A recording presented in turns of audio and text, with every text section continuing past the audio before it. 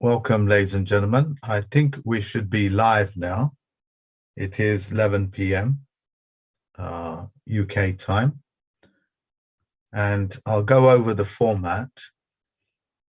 This is going to be the analysis as to what the people here have learned about the movie called Passport to Pimlico.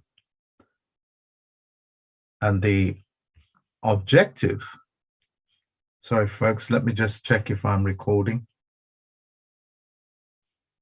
Yeah, it should be okay. So the objective is that every single movie, theater show, book, advertising is all about a public announcement, either for the better, for the worse, for the objective, for the subjective, whether it's beneficial, or to your detriment, whether it's on a global scale or right down to one or two of yous. It doesn't matter. The world of fiction will spend easily £1 billion just to want to speak to one of you through the movies. That's the importance of these types of film analysis. That's one.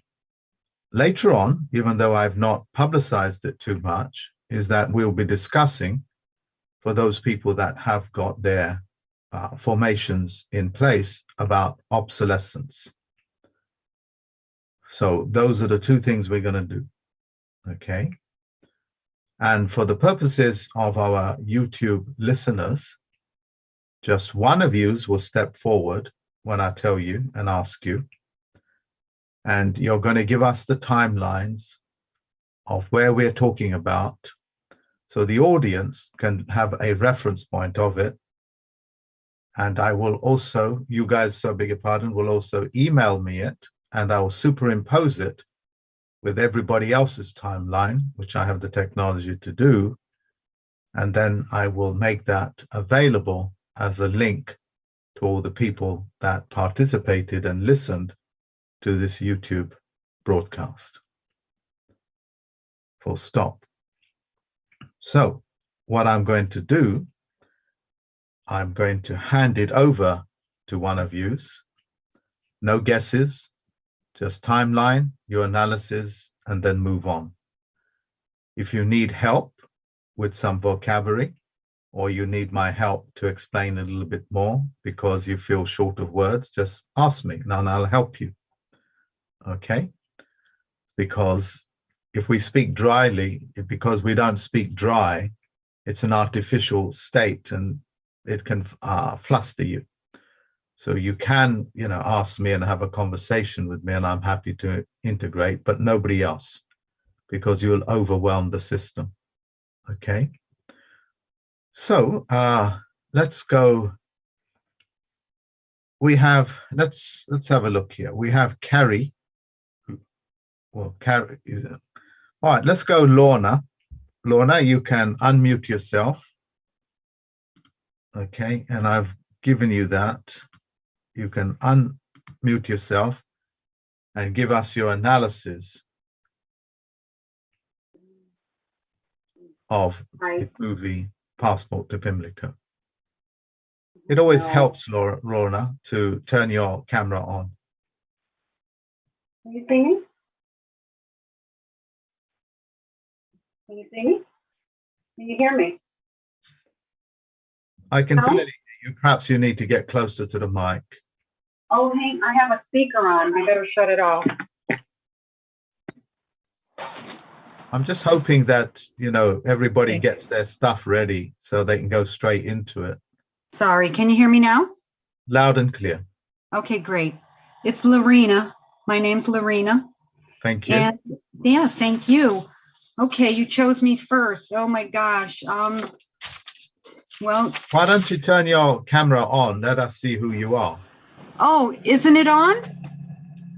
No, darling, I'm asking you for the joke of it, No, I don't know how to turn it on. Let me see. All right, I'll come back to you later then, yeah? Thank you. All right. I'll come back to you later.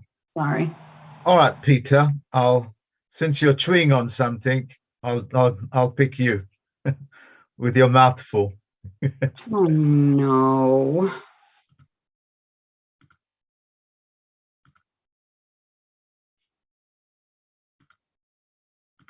Unmute. Can you hear me?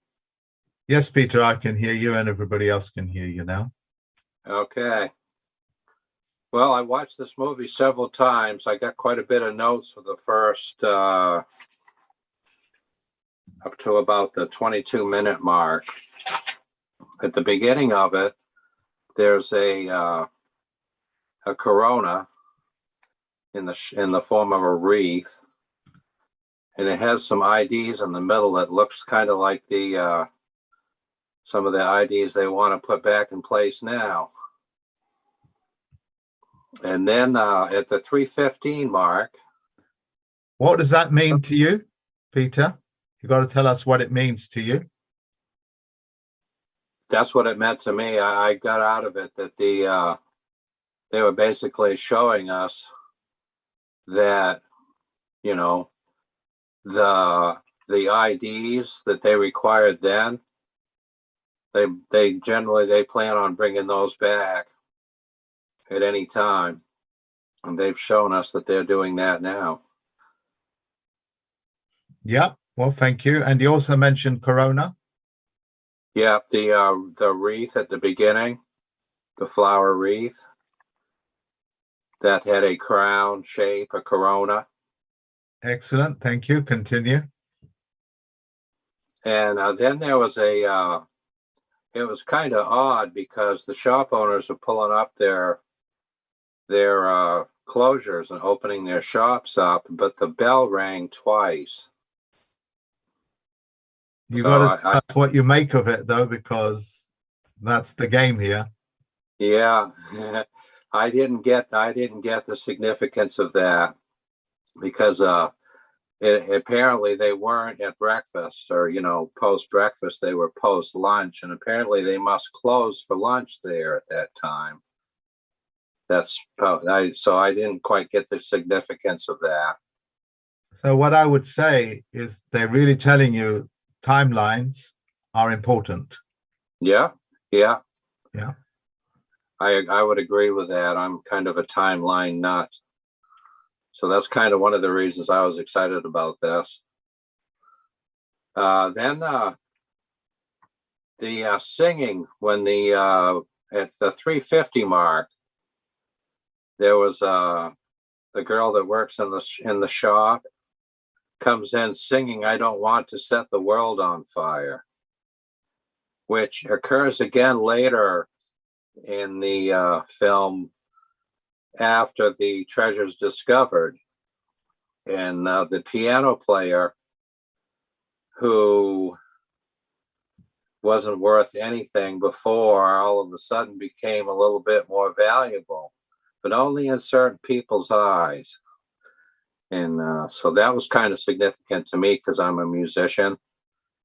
And that kind of happened to me. You know, when I started out as a young man, there was lots of work for musicians, and now there's none. So I basically had to make quite a few changes over the years in how I made a living, because every time I would find a new profession, it would kind of go away. Sort of that planned obsolescence.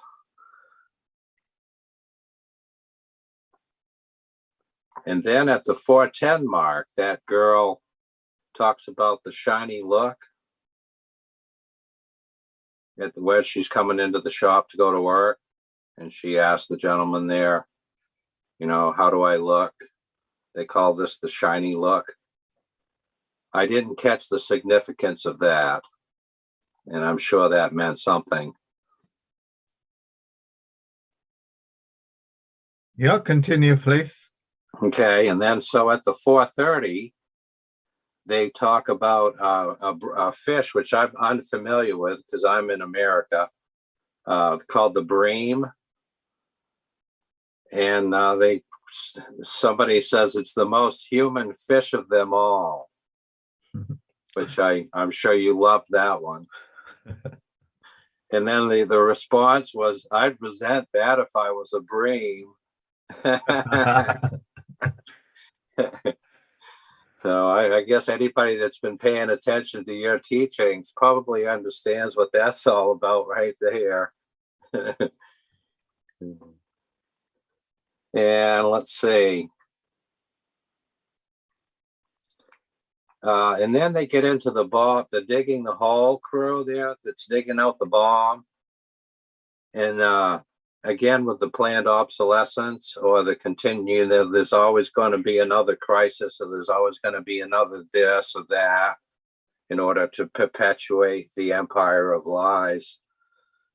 It's somebody says it's always the last one until there's another one, because that's what they were saying about the bombs. This will be the last one. And then all of a sudden they come down and they tell the crew to knock off because now they've found another one.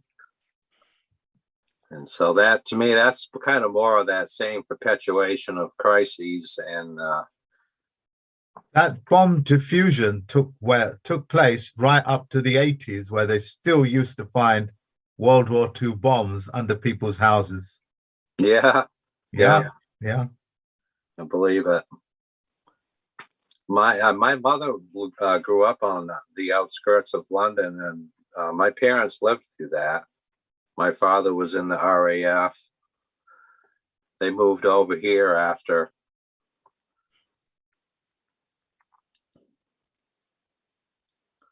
Okay, so then we've got at the 6:10 mark, there's the man by the cigarette sign.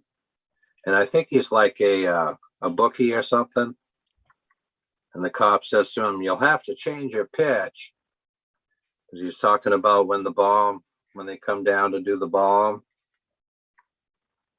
And I didn't quite catch that, other than obviously the guy was, some sort of a bookmaker or,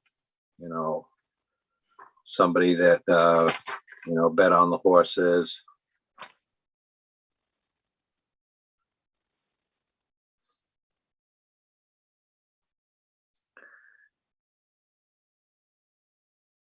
And then, there's obviously the thing about money at the 10-minute mark, where they had the meeting about the playground. The guy, was shot down in flames because, it's all about pounds, shillings, and pence. And so I know there was probably some stuff in there that I missed in that meeting where they had the discussion about whether or not to put a playground there. If you can give us the most prominent bits that you feel that you have the best insights into, that'd be really good. Am I taking too long? No, it's just you just need to give us those bits that you think you've grasped it rather than what you've missed. Okay, yeah, right, understood.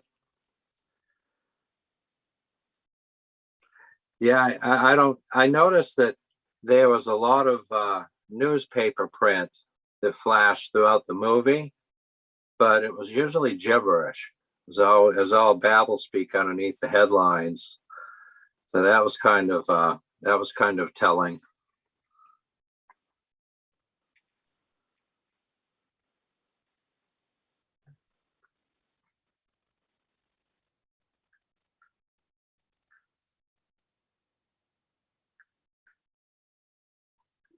And then when they said, "Are you implying that this," let's see, at the 22-minute mark, I'll wrap it up here. At the 22-minute mark, they were saying in the courtroom or wherever they were doing their court proceedings, the guy says, "Are you implying that this treasure does not belong to the crown?"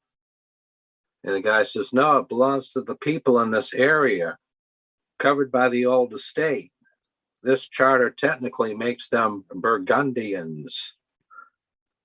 And so the thing about the crown, it's interesting that even back then it was still referred to as the crown. And so, I didn't grow up there, so over here it's the Fed, but that's what I got out of it. Well, thank you very much, Peter. It will all come together as others share their views and their insights as well. Yeah, I appreciate that. Okay, so Let's choose Kerry. I think it's Kerry, K-A-R-I.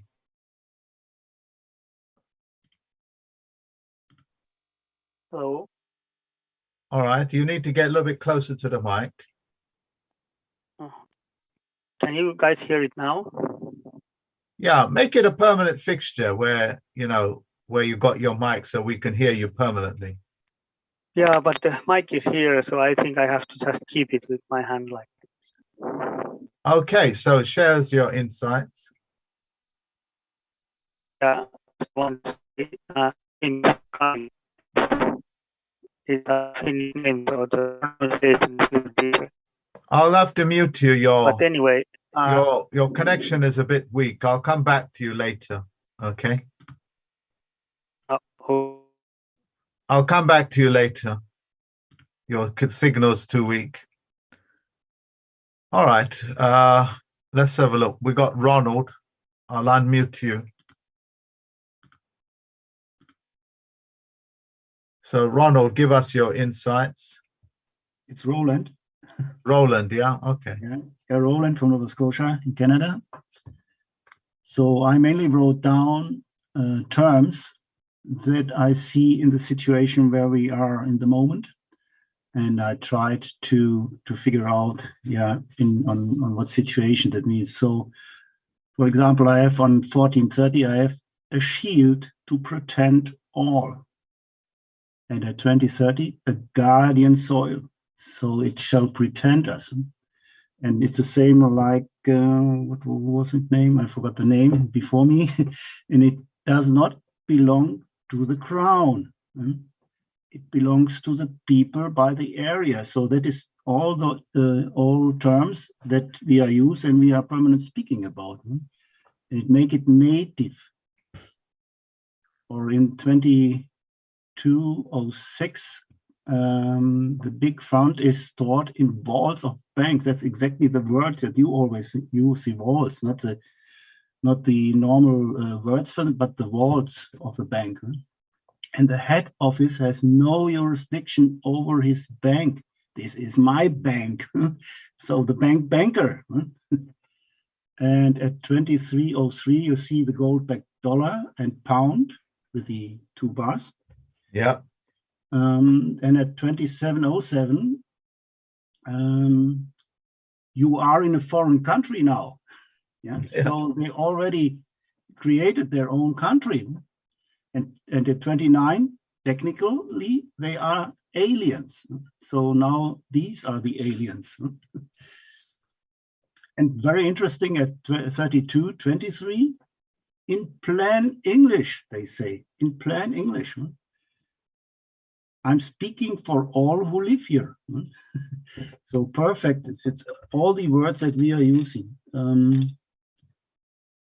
Then at 3624, it's a constitutional issue. We have to pass down to the law.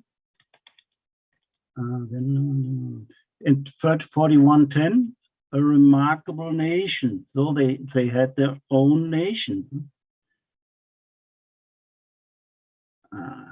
So at 4403, they say in future, we will be foreigners. And then comes the pressure from the system at 5317. The alternative is complete isolation. And at 5428, accept government's evacuation offer or subjecting themselves and their children to the hardship of what would be virtually achieved. So there's a pressure from the system that we all feel and all see every day. At 58, there's something interesting. Urgently adopt the new way of life. So that is what we all are looking for, the new way of life. And 5830, the guardian angels. So the guardian, it's also a term that we always use. 59, very interesting. Commercial dealings have come to an end. Yeah, that's what we want. Yeah, that we are no longer commercial instruments. Okay, and 59, there now comes the most important point. We are absolutely anonymous in our result to keep our treasure. And that's a treasure. That's and in the end, it's all about this treasure. 5930, it's about councils.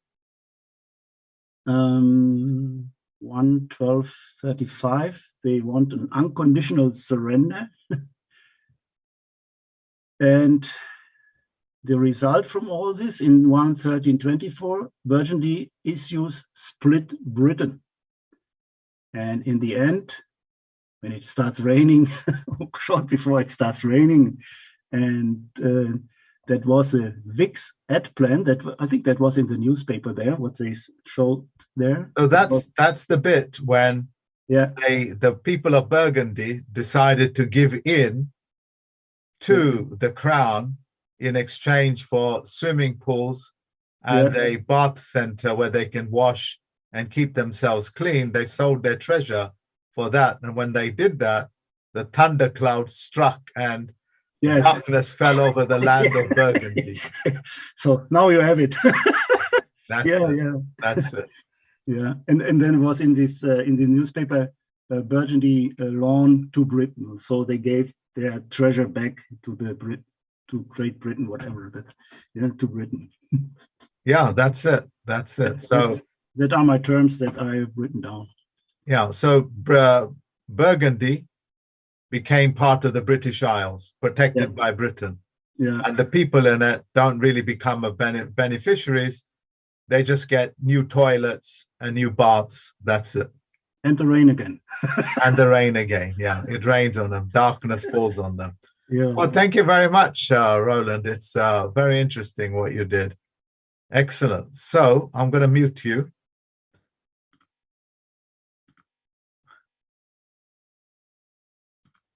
Yeah, thank you. And I'll come back to Kerry. So no checks or nothing, go straight into it. Okay.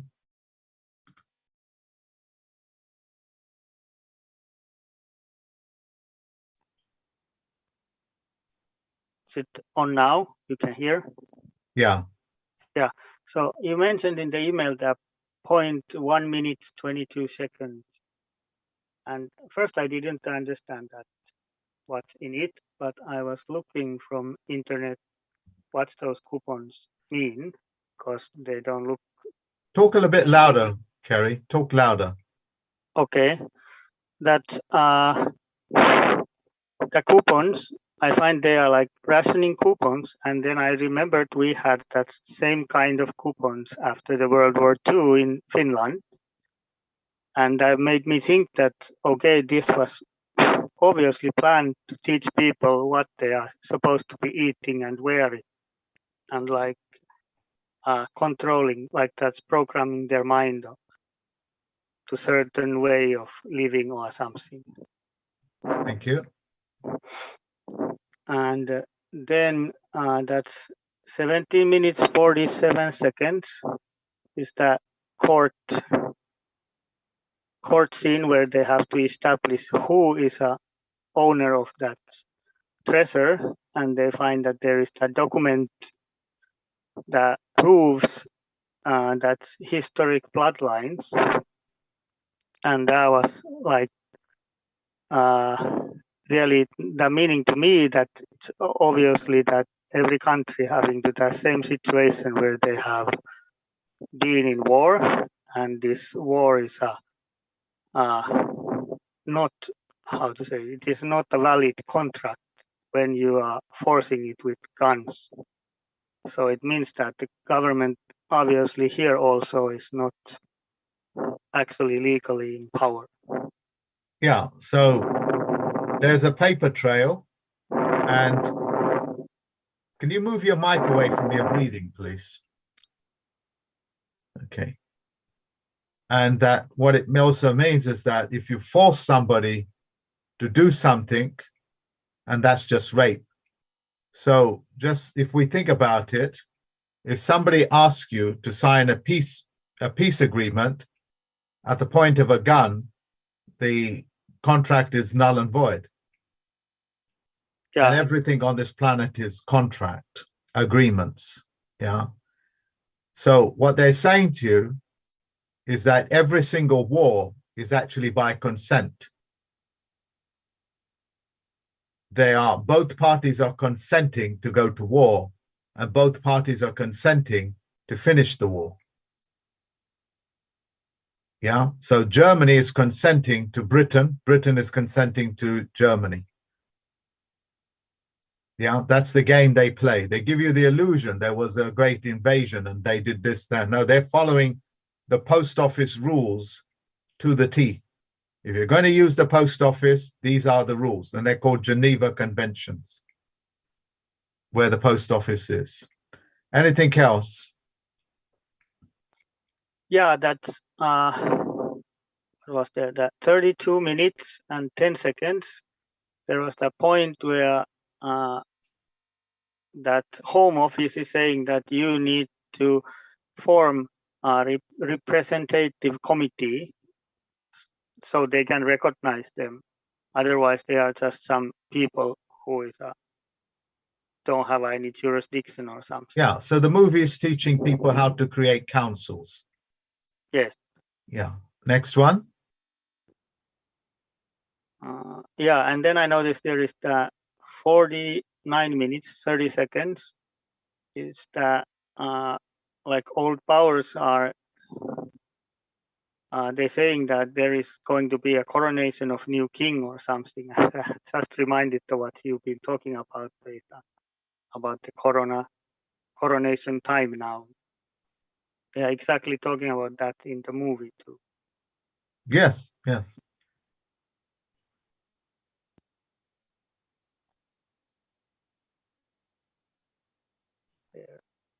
I was the end part where the rain starts with the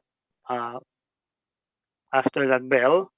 I was thinking to it seems to be could it be that they are showing there too that they can control the weather also with some technology? No. It's not that. No, they can control the weather. What they're saying to you, when you give up your treasure, then you've entered the world of darkness. Yeah, okay, that makes sense too. Okay, well, thank you That's very all much. my part. Yeah, thank you very much. Mute yourself, please. So we got Lorna. We'll try again. Lorena or Lorena.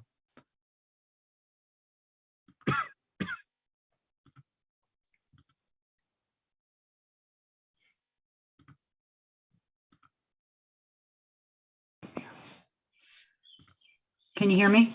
I can hear you loud and clear. Okay, good. That was very helpful to hear all that because I've always had to have movies explained to me. I did watch it twice, and it took me a little while to tune my ear to what they were actually saying, the words, because there was like a little accent. But I definitely got the gist of it, and all the little hints that you gave prior. I was looking for the corona, and you said it was in the beginning, and I had to watch it twice to realize that it was the reef. So I would have never seen that before or noticed it. And then I'm going to start at the 28. Well, the banker scene where he claimed the bank is his. I definitely got that. And the 28-minute mark where they tore up their licenses and began, because they realized that, you know, they were native to the soil, and they started to sell their goods in the streets, and that they were out of bounds with their jurisdiction.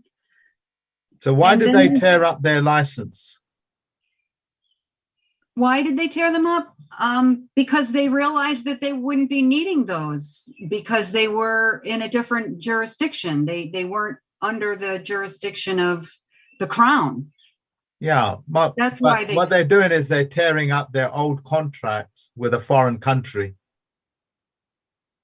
Yes, because they were having that meeting and they were talking, and then they said, I guess we won't be needing these anymore. And they started. Okay, so those are contracts. All right, so yeah, it's okay. And then they started speaking as we the people and using the words and the verbiage. I've been picking up on that much clearer and separating the two, corporate and private, because that was a challenge in and of itself. But yep, they talked about how they were abusing their native soil at the 36-minute mark, and then they were forming a republic.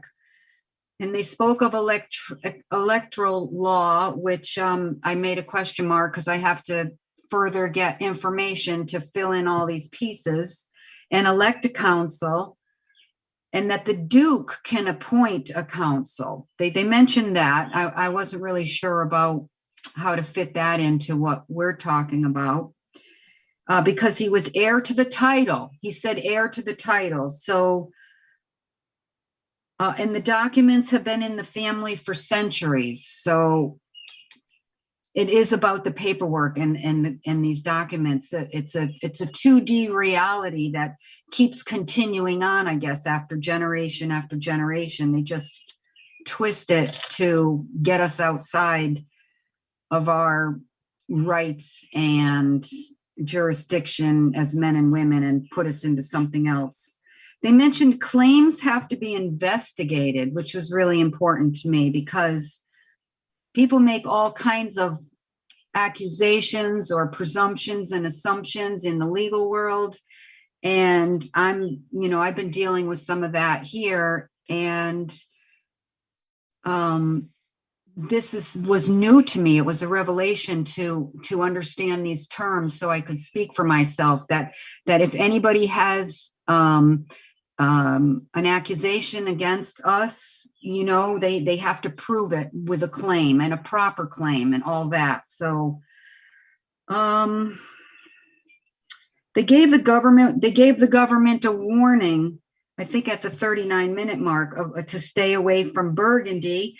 And then I heard one of the people say, all you have to do is ask politely, and they do. It was like a discovery of theirs.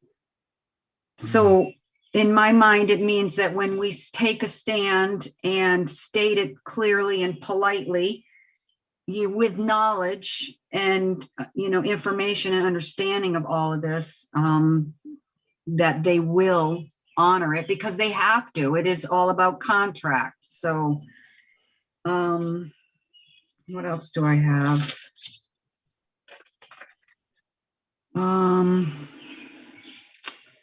So after they tore up their licenses or their contracts, then they came back at them. They came back at them at the 43-minute mark, the Board of Customs, and they were trying to force the immigration cards on them. So I was trying to figure out how, because that's how it is on our native soil. How do we separate the two? And through all of your information, I'm figuring that out. So the 45-minute mark was, they said you have to fight them at the local level. And then I get a little confused about the Republic and really picking up the rest of it. So I'm not going to pretend to know. And but I do appreciate being here and hearing everyone speak and share, because it brings it like a puzzle together, when I add these pieces up.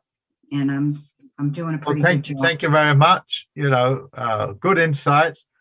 You remember the investigator is self-appointed and not funded by the government. It's independent. That's the old lady that turns up to investigate the Shield, the Treasury, and of course the local reference library where all this is held for over 1,000 years, because the crown is over 1,000 years.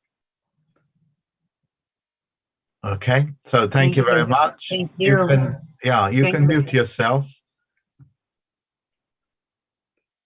All right, and who else we got? We got Gina. Is it Jenya?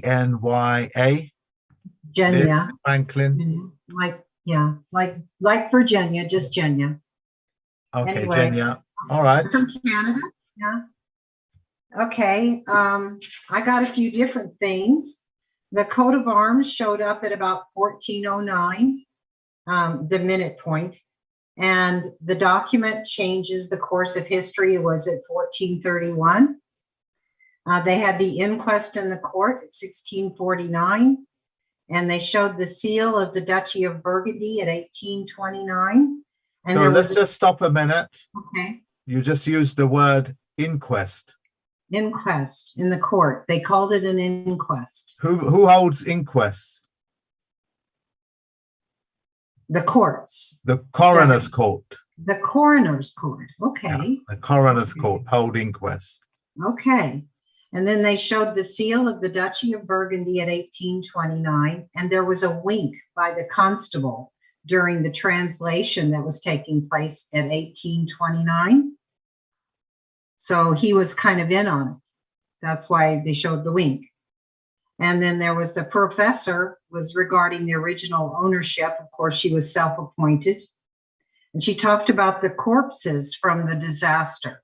And the last earthly remains showed that the Duke escaped with his life. And she was quite dramatic about that. I think showing that these things go on, and there's always corpses. Anyway, the Duke escaped with his life, and then that was the 20-minute mark. And it was unknown for 500 years to be Burgundian soil at 2111. And there was a royal charter of the estate founded by the House of York that was never repealed. And so if these documents are never repealed, they still stand. So that the people were the natives of Burgundy at 2118. The Home Office was written in cursive when they showed the door of the office in Pimlico. Yeah, well done. At 2132. And they said Pimlico was foreign soil. If you were born in Burgundy, the head office no longer had any jurisdiction. That was at 2305. And then there was coupons where they said this is Burgundy, and it was 100,000 pounds at 2440. That was the value of the treasure and the land. Pretty good price, I guess. Right now, prices have really gone up in Canada at 2457. And then they had talked about time. They act like time didn't exist at 2520. And then the constable was just a man in Burgundy at 2716. They tore up their fiat currency at 2759 and said they were aliens at 2917 and that they were in their own country at 2927. Burgundy was outside of the law at 2950. And a license was no use. They had to form a representative committee or council at 3251. There was no purchase tax at 3516.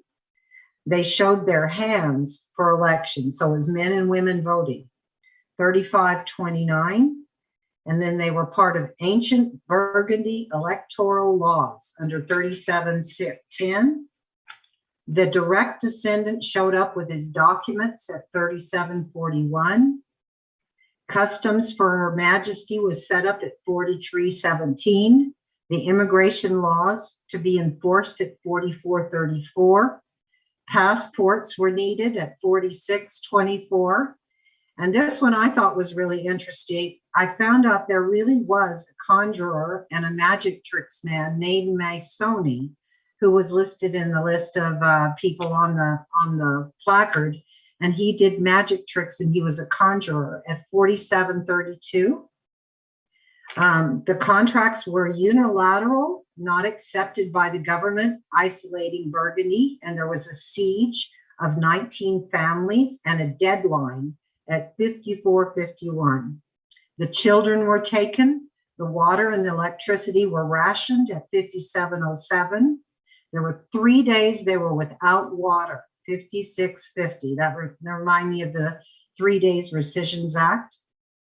There was a loan to the Exchequer and the Treasurer of Great Britain at 5930 to 5940.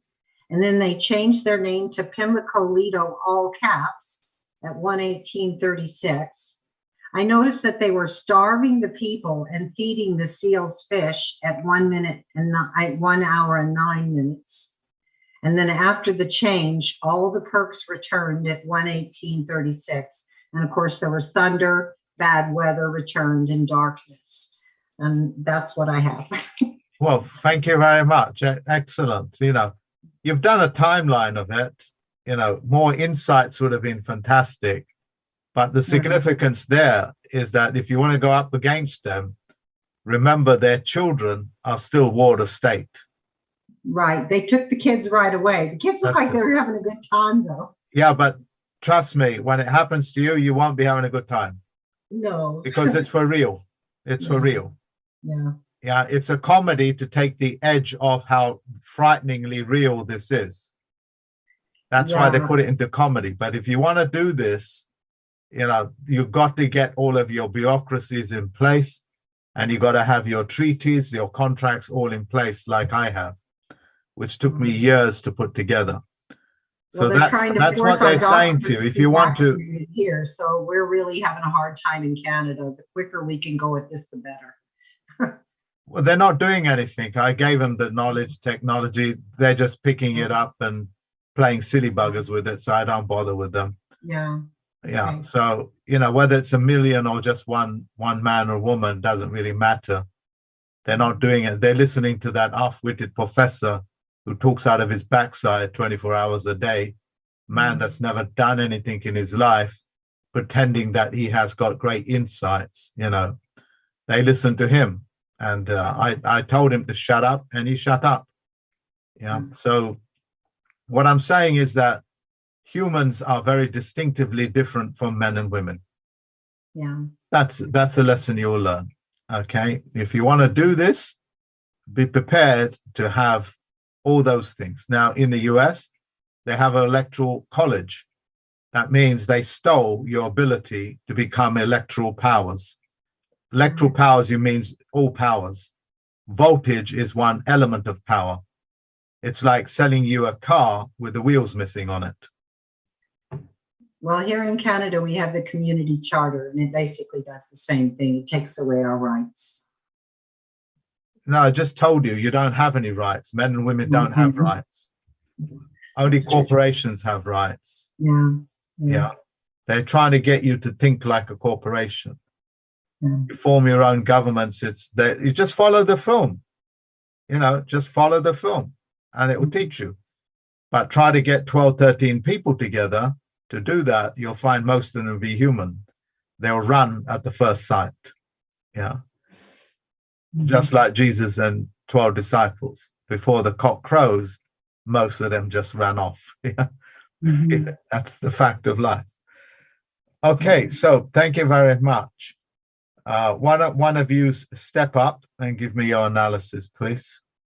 No competition or anything. Just turn your mic on and, help yourself. Willing to. I'd like to. Someone else already go? You can go ahead. I'll go next. Okay. I may have got a different meeting. I'm Michael from Huntington Beach, California.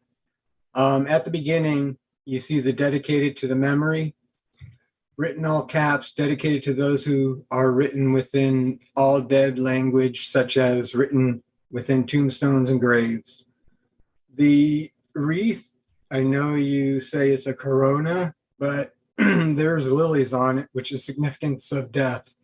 Lily wreath playing memorial those who are written in all caps, signifying they are dead on paper, surrounding paperwork written in all caps. So I saw it a little different than a corona. At 1:30, scene opens with Latin music, setting story up with subconscious. We will be heading within foreign territory, within worlds of fiction.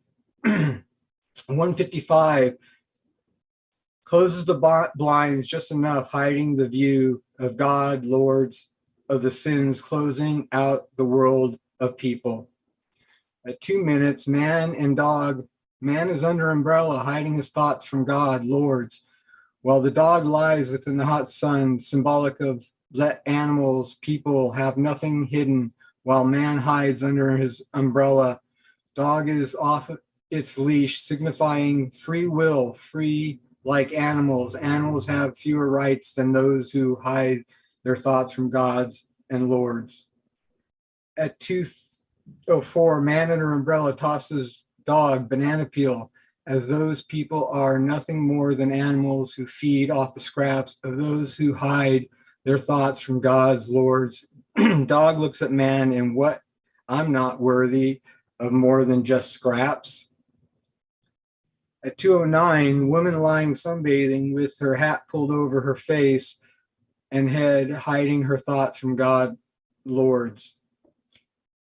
Not God, as in God above, but as in significant to Lord, as in Lord the King.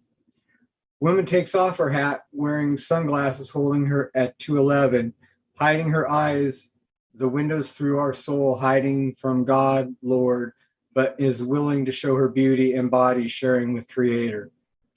At 2:20, camera moves showing man and woman are above all upon a roof, as if they were above the people below, down on the streets. At 2:29, Latin music stops, signifying we're now entering worlds of fiction, foreign territory. At 2:37, you hear a beep, beep, beep, signifying time code, which we've now completely entered a world of fiction. At 2:41, mixtures of what old technology horse-drawn street cleaner with new technology cars within background signifies that we already created but reinvented as the latest technology, but still the same, just different mode of once was horse-drawn is now done by engines versus horses. At 2:42, clock chimes downtown, setting scene, one ring, 1 p.m. afternoon, as we transition from new world within old world thought process, which is signifying the, as you see the cart moving with the horse, and you're no longer seeing the new technology. At 3:25, shiny look, they call it. She needs feeling of trends and fashion for eye appeal, and not what's within her being, her soul, but facades. At 3:50, Breen, shopkeeper, repeats what dad taught him, that is most human fish of all, which fish swims in schools and form corporate alliances, in a sense. At 4:24, London last bomb setting up question, is this really London's last bomb? All caps on the newspaper in dead grammar, while flying car lands in England, all presumption without proof. At 4:30, upon roof where man and woman are is as hot as these people within the bomb sites would rather stay away from that heat. At 5 minutes, believed Pamela's last bomb isn't really a last bomb, keeping more fear. There's still more bombs that people should fear and stay indoors, away from dangerous forms of control over people using fear, but will put on exposition within an art gallery, creating art from weapons of death, claiming within name of fictional art. At 6 minutes, 46 seconds, within bank on wall shows dollar signs of pounds, as they should be written out, unlike we've within modern times, we see only one line through an S and no line mid L with pounds. At 8:54, council meeting is showing plans, building playground with pools so children can have fun playing. But it comes down that money is worth more than the health of a community, community life, that people, happiness doesn't matter, especially children.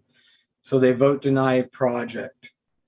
At 9:42, children rolling a large wheel towards the bomb site. Wheel goes in, bomb blows up bomb. Children aren't monitored with parental guidance, which we never were when we were children, were we, at our age. 10:07, parents, adults don't know who did this, so they pass the blame because children are creating mischief. Children pass the buck on to the next child. No one takes the blame. But then we get to 10:20, people run to see if any child was hurt, and children will, as children do, cry for sympathy, even though they aren't hurt physically. So they're trying to get the empathy. At turn 34, man gets too close.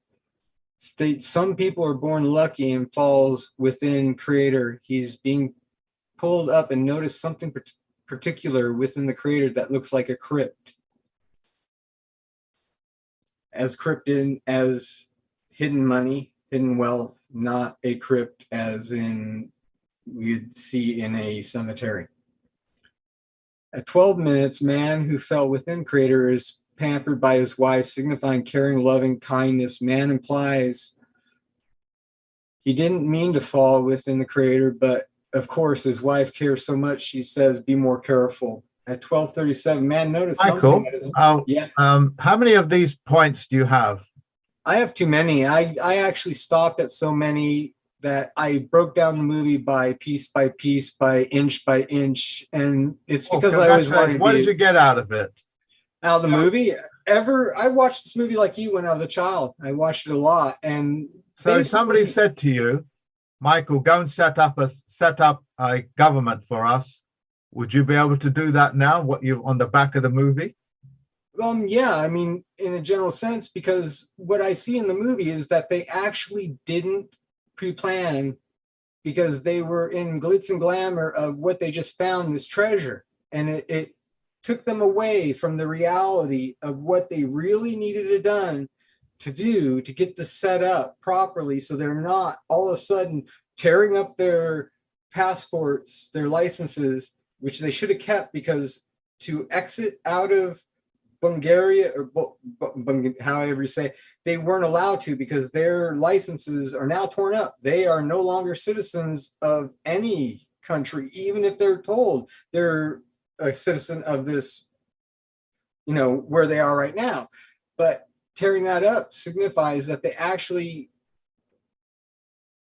ruin their chance to actually form anything, because they destroyed their legal documentation. So I could understand that they actually were so entrapped by the treasure found and the well that they didn't pre-plan their council properly, where they didn't have any law, no more law within their territory. So then these people came in, aliens, setting up their booths and everything, selling stuff, taking commerce away from these people that live there. So now their economy is actually being destroyed, as we kind of see around everywhere right now. And this caused such troubles, and without any guidance of law, they had no law. So this is a newfound nation, and they're going through birthing problems. Yeah. I've gone through birthing problems with my federal postal court, being attacked, being stolen by offwits, street criminals, all this sort of people I've encountered. The teething problems are always overcome in any business or anything like that, as long as they don't get into conflict mode and being able to deal with people that will try to directly steal from them. Second, they forgot the crown is a service provider. So forgetting simple things like that, they tore up an ally as opposed to, tearing up an enemy. They weren't the enemy, they were an ally. Yes. Yeah. So, that's the gist of it, is that they've given you the technology and the timelines and the mechanisms, but try to build relationships rather than destroy them, because you'll just isolate yourself. Well, basically, they cut their own throat at the point of that. Yeah. So, the crown has seen these things many a times. So all they did is, let me see if I can demonstrate it to you. They gave them a lot of this to hang themselves with. Yeah. It's a great movie. It's one of the old classics. They actually re-released it on DVD with two other old movies. Yeah, it's a superb movie. Well, thank you very much, Michael. Thank you. I can't let you go on the whole thing, but You Oh, I know, only could get through because I could sit there and break it down so much. I only got through to about 34 minutes. And yeah, I would have sat for days and days and days on this movie because there's so much information in this movie. every single clip, listen up, guys. You know, every single clip that lasts about 1 second to 3 seconds. Modern day ones last like, you know, they got 2 clips in a second. Each clip is an entire story done with symbolism because A your lot of subconscious symbolism. mind can read symbols. Yeah. So to analyze one symbol clip takes as long as it took them to plan it and shoot it and edit it. That 1 second, you can spend half an hour to an hour on it. And I have done so on these things, cross-referencing it. You know, you watch a movie, spend 2-3 days cross-referencing it, and I broadcast it, but the general public don't know. I spent 2 days unraveling it for them. And you can see what I've unraveled. Yeah, it's sent a shockwave through their system. But thank you very much, Michael. I'll Thank you. go on to the next one. I'd like to go next, please. Yeah. Hey, Mark. Hello, everyone. So from the opening scene, it opens to a view of an open sky through a southern exposure window with hazy artificial clouds during a London heat wave, which I perceived as public notice of weather modification and geoengineering on open display, until the man draws the shades down to signal that we're going into story mode. So things may not be as clear. But at 3:52, the woman walks over to the fish shop, and I don't recall his name, the man who, the fish shop guy, told her that his dad said that the bream was the most human fish of them all. And so she said, if I was a bream, I'd resent that, which, which is in congruence with what we now know about the word human, is that it's not so good a word. He said the most remarkable thing about the bream is that when he's courting, he grows a little white ball right here. Now that bream is a dark fish, and to me, the ball that he pointed to in his forehead has something to do with the pineal gland. The newspaper that he had the other girl who liked him wrap the fish in, on the newspaper, it said the heat waves breaking all the records, talked about London's last bomb, the flying car lands in England, $1 million wasted, different titles on the newspaper. I found it interesting how in each of the different places where there were newspapers, they seemed to have some, quite a number of we really made this newspaper with real storylines, with real, headlines. At 4:39, the newspaper delivery boy walks past a keep clear unexploded bomb sign and drops the newspaper down into the bomb squad, who was apparently getting ready to try to defuse the bomb. The newspaper named the bomb Pamela, which was scheduled to be removed on the following Tuesday. But an officer enters the tunnel and says, we're not defusing the bomb since another last bomb has been discovered, which someone mentioned earlier. Pamela's being blown up tomorrow. And they had a policeman who was going to be going around spreading the word. So, giving public notice of this upcoming, bomb setting off. In Wix's bank office, on the board, as someone mentioned earlier, they had the dollar sign and the pound sign, and I saw that each of those had the two bars across the pound sign and 2 bars on the dollar sign. So we go to the scene where they're having the discussion about the park and whether or not they're going to sell the project or keep the park project or sell the grounds. And at this long table, there were 12 people sitting, but there was also a 13th empty chair, which tells me that the fiduciary was missing. Like we got the 12 disciples and the Jesus to help, to help give a storyline to this process. That empty chair was an important chair. The gentleman at the table with the gavel said, we got to face the facts, the economic facts, and economic is, the E means no, so economic facts is really an oxymoron. But he said it's a finance daydream. And so, as someone mentioned earlier, Pemberton was, hey, do you guys only ever think about anything besides pounds, shillings, or pence. It's not all about the money. Now later on, that changes as people start. We find out about this treasure. The kids rolled the wheel and detonated the bomb. They start blaming other kids for the detonation.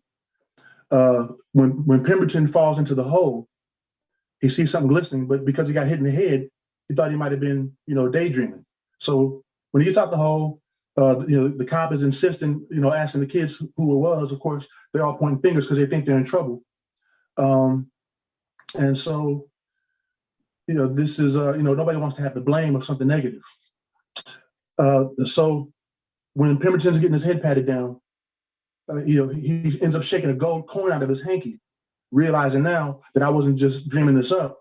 There's really something going on. So himself and Shirley enter the hole. They find the treasure. As they get into this hole where the cave was, where the bomb had exploded, and they see the treasure, I recognize at 1402, and pardon me, I'm sorry, I haven't been saying the times.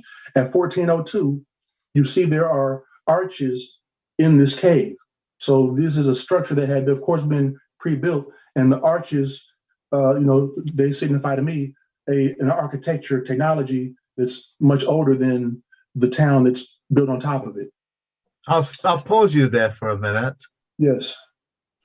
Have you ever thought how such a thing got underground to begin with? Yes, and actually I have about a year and a half ago, a brother of mine sent me a YouTube video about mud floods and how they mud flooded San Francisco and various other places. So that was what.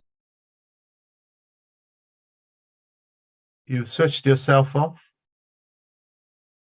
The culture and the people that they did.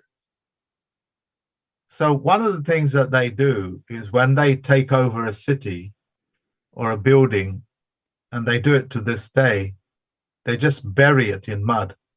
Mm-hmm. They just build on top of it. So in Egypt, like for example, in Egypt is very obvious.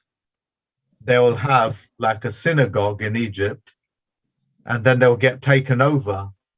Instead of building somewhere else, they will bury that synagogue with sand, and they'll build a mosque on top, quite literally on top of it. Yes, sir. Yeah, and then if the Muslims get taken over by the Christians don't build a church somewhere else. They build right on top of that church. Mm. They actually bury it. They actually bury the mosque that's sitting on top of, the synagogue. And you have 3 layers of building, just like in Washington, in Seattle, which is a totally buried city. They just bury the whole goddamn thing. It's just unbelievable. If you dig up Washington, D.C., if you dig it up, there's another city underneath. They even publicize it. That was the original Washington, D.C. Mm-hmm. They just bury it. Yeah, it's just quite extraordinary, but that's how that works. Yeah. Yeah. So they'll come up with mud flows and all this sort of stuff. It's just a way of saying they bury it. That's all. Right. And you guys watch that, there's so many movies about that. They'll bury it. Entire pyramids, they'll bury it and build another pyramid on top.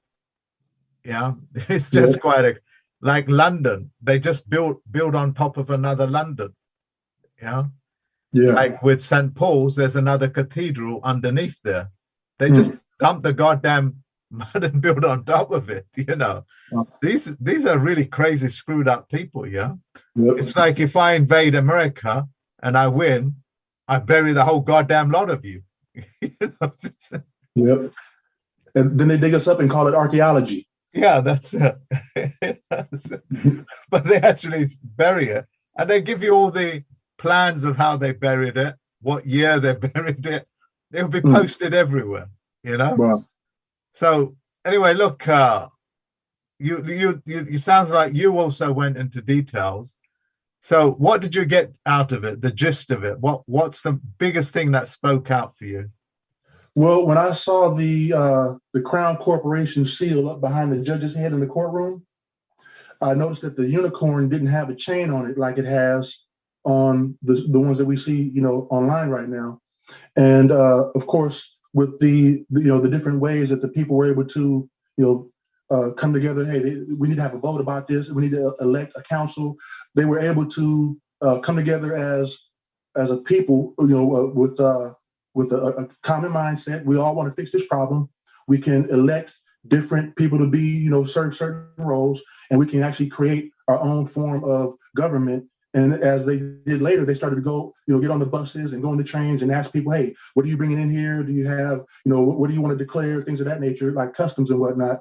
And so really what I got out of it was, the people can and do have the power, but they need to take the power into their hands.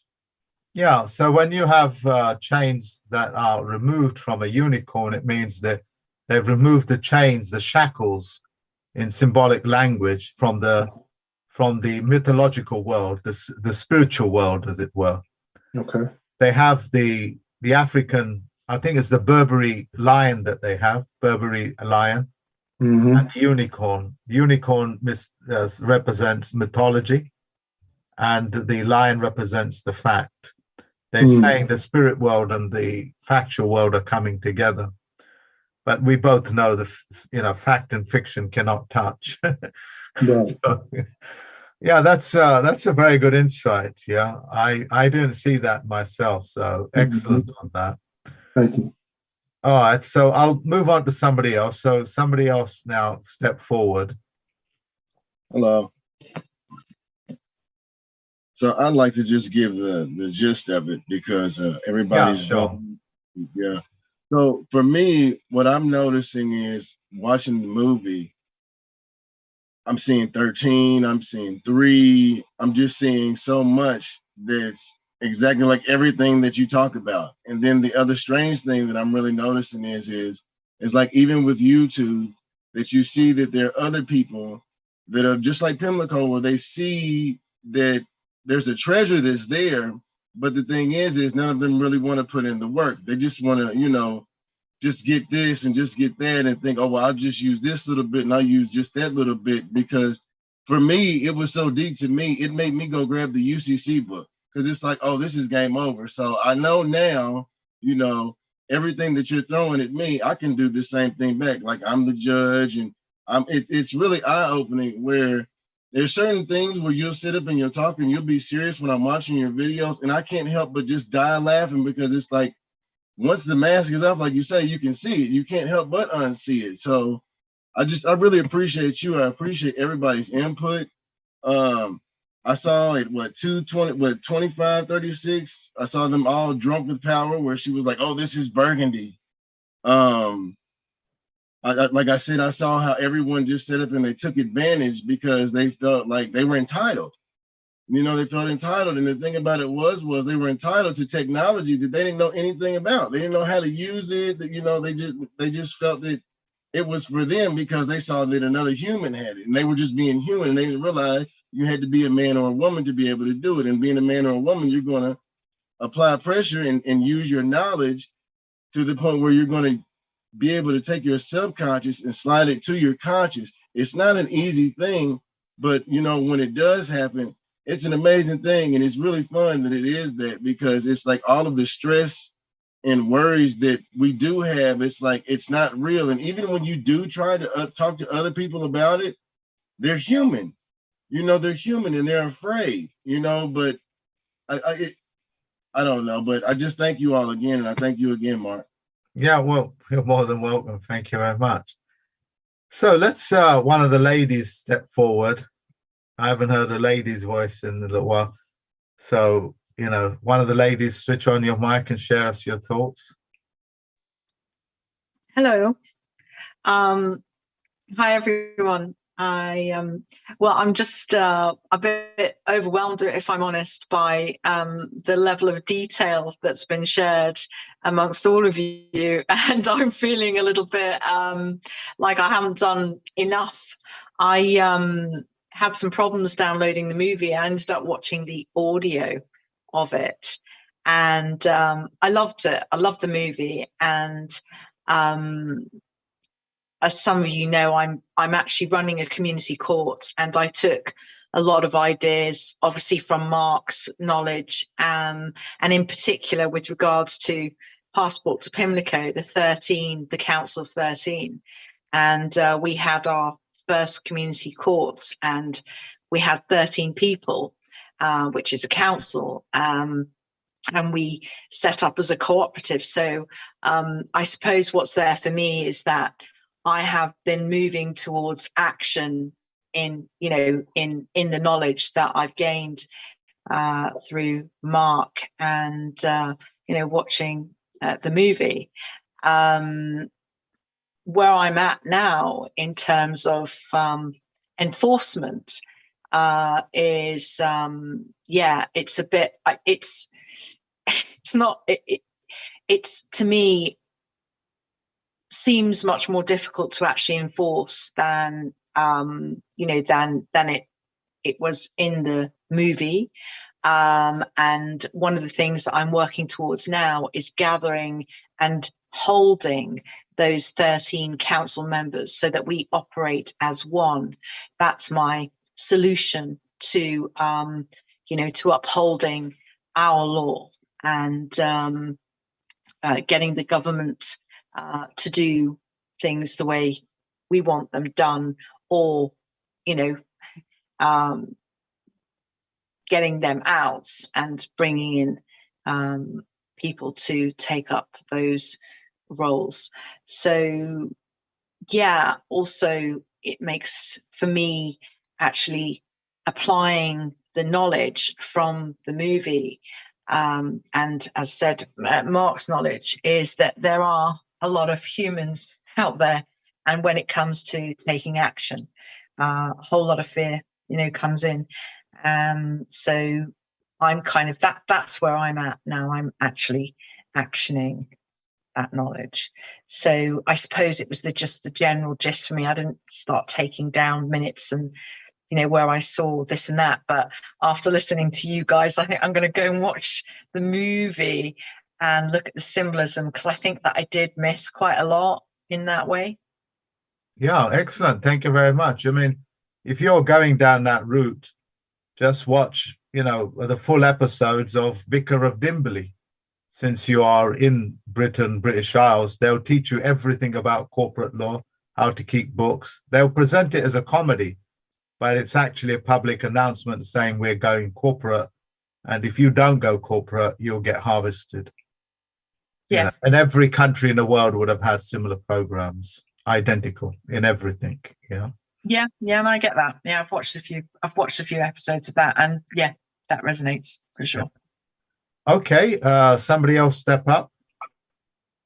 Hi, I'm full colon Carl -Lee, full colon Martin, period, and I'm from Norfolk, Virginia. I started at 2:41, 2 minutes and 41 seconds, where it indicates the heat is extremely hot. And I took that as the corona period, where the sign indicated that they were frying today, frying meaning hot and sun and so on and so forth. At 2:58, I saw that the sun was so hot that the horse had a hat on. And I also took this, as the corona period where the thermometer was near 100 degrees. I looked up the sign where the name on the sign was Miro, and Miro was manufacturing equipment or utensils where you cook with heat and corona, so on and so forth. So that was the correlation I got. At 3:11, I saw the oxidose laundry soap, where soap is used to clean up things, and I saw for all temperatures, where when I syntaxed it, is not all temperatures, where the scale of the thermometer only went from 0 to 140 and not the whole range. And I correlated that. At 9:14, there was the council meeting where I saw that everybody was on the same equal level playing field. They were sitting at the round table and all on the same plane, where I counted 13 people, where again, we covered that, where 13 makes a council. At 18:42, the professor goes into a box to indicate her findings on the documents or the Constitution of Burgundy. Going in the box put her on a different plane, where she didn't read the document. She gave her own interpretation, which could be considered a lie, but I guess the people believed the lie because they agreed with her concerning the document and them no longer being a part of, I guess, England or UK, but now Burgundians. At 22 minutes, I saw the Dewar's white label whiskey, where when I looked the whiskey up, it indicated that that particular whiskey was made of 40 different whiskeys. And I took that as the jurisdiction that made up the landmass of all these other jurisdictions. You had the UK, you had England, you had Pimlico, you had Westminster, you now had Burgundy along with Great Britain, and all these jurisdictions being separate in nature all use the same geographical landmass, where it shows that, you know, we've learned dealing with Mark that a country is a contract, and the land of the contract is, the land is a contract where you can have multiple jurisdictions in one particular geographical area, and that's what we're learning. We're learning that we can become our own countries and become our own jurisdictions by sharing the same land masses. Where I thought that was interesting and important. At 3115, people are standing around and they're telling the cops to F off, where they realized by reading the paper that the cops or the police no longer had authority in Burgundy, where, you know, they no longer, tolerated them, raising revenue and things of that nature, where no public safety violations were occurring, but they was only trying to, raise revenue and things of that nature. At 5128, I thought it was interesting where the Duke indicated that back at home, he said the peasants are very gay, not drunk, but very, very gay. Where Mark taught us that gay is associated with homosexuality, but gay really means to be happy. You know, in America, or the Constitution is the life of liberty, pursuit of happiness, and whatever makes you happy is whatever you choose to do. Where they have associated this term gay with homosexuality, and it's not the same thing. You know, gay just means to be happy, and whatever makes you happy, you should do it. And I thought that was interesting, him saying that. Also, the Duke indicated at 5247 that he was not a ruler. Even though he was the heir to this contract that they found, he still put himself on the same playing level field as everybody else that considered themselves part of Burgundy, where, he didn't put himself over the people, but one with the people. And he actually stayed with the people while they decided what they wanted to do. Let's see. At 61 minutes and 16 seconds, I thought this was interesting. The Chancellor of Burgundy comes with a solution. Instead of giving the treasure to Great Britain or England, he decided to, that they were going to loan the treasure to them and not just give it to them, where they would earn an interest off of what they loaned to them. And I thought that was very interesting too. Understanding or beginning to understand banking. It's a situation where I've learned that the banks, are not interested in us necessarily just, funding our accounts with gold, where we become, competitive with them. They would rather us loan the money to them, or in my personal opinion, loan the money to them, and maybe they pay us an interest on that money to where they can benefit from the relationship as well. And I'll leave it at that. Well, thank you very much. Very interesting analysis. I like it. Just a quick note. Wherever there are rules and regulations, as they say, there's a ruler. You got to understand that. So let me explain. You understand about the rules and regulations of your country, as it were. This is a simple ruler. It measures inches, millimeters as well. Inches is empirical. That's the crown. Anytime you measure anything in inches, you have to pay a tax on inches to the crown. If you're measuring things in a metric, that metric is post office. That goes to the post office.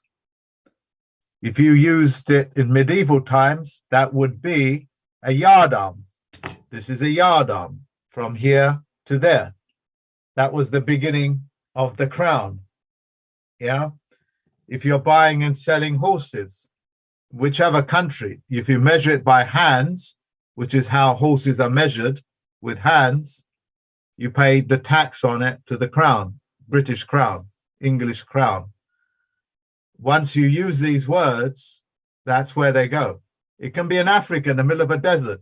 If you sell a camel by hands, they'll respect it and pay the tax on it because they created that. Just somebody spent a lot of money creating that. The cost of this is minimum.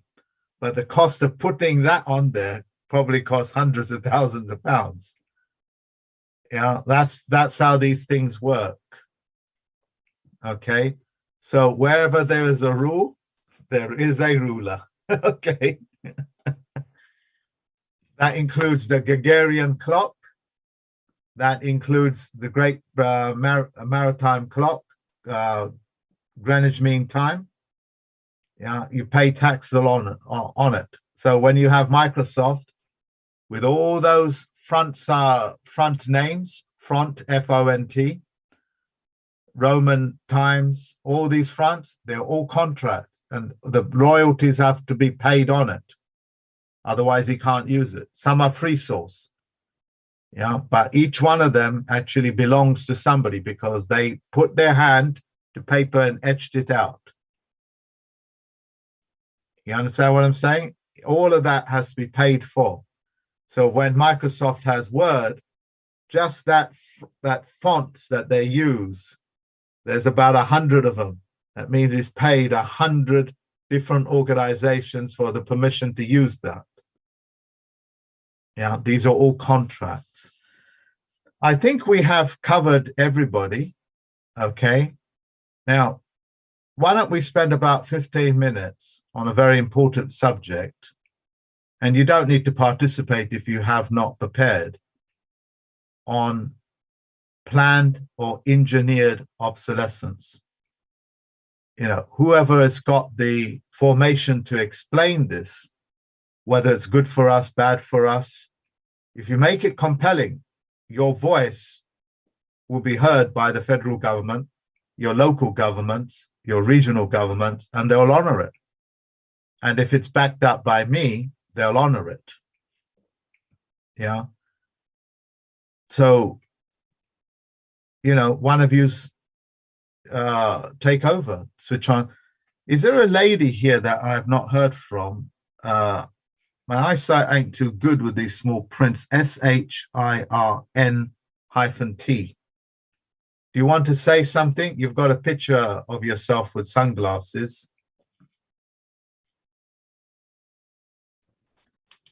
Good evening, everyone. I'm Shernette. This is my first time. I'm a bit late, and the topic is new. So I'm just here listening, trying to catch up and, to understand what's going on here. Okay, well, thank you. Did you want to say anything about the movie before I bring that to a close? Unfortunately, I didn't get to see it. So Okay. I'm going to watch it. Okay, that's fine. So why don't somebody roll us off on obsolescence, whether they're for it, against it, make a compelling argument with it, and it will be broadcast as it is live now, just as the power of public broadcasting. Every time they chemtrail you, they take out an ad in the newspaper, believe it or not. Every time they're going to bomb you, 1 year, 1 day, they take out an ad for you not to be there. Did you know that? Yeah. They actually take out an ad because they've planned it already. Yeah. So that's what that's about. And Hitler did the same thing. Japan did the same thing. Gave them 1 day, 1 year, 1 day notice to say, we're going to bomb this. We're going to send over a bomb using post office rules because they have to show, contract. You understand? So, okay. So somebody start us off. Mark, can you hear me? Yeah. Hi, this is Lorena. I forgot to mention earlier that I'm from Connecticut in the United States of America. And I want to definitely speak about the planned engineered obsolescence. And I want to vote absolutely to be completely free of that and to go back to the days when things were made to last, like my grandparents that I was raised with. They did things properly. They thought down the road how things would work, and they had a plan to make it so it would last and to think of others beyond themselves. And I have lived long enough, in the 5th decade to see the things that have been breaking down faster and faster. Washing machines that you can't put on a short cycle, they run for an hour. They lock so you can't open them. Just crazy, things that they've been doing. And the first time I'd ever heard about it was when you shared it the other day, in the terms of what to call it. Yeah, and they're making our parts in our cars so they don't last, and just everything to disable us. And I have zero tolerance for that anymore in our worlds. And I just wanted to say it and start it off. Thank you.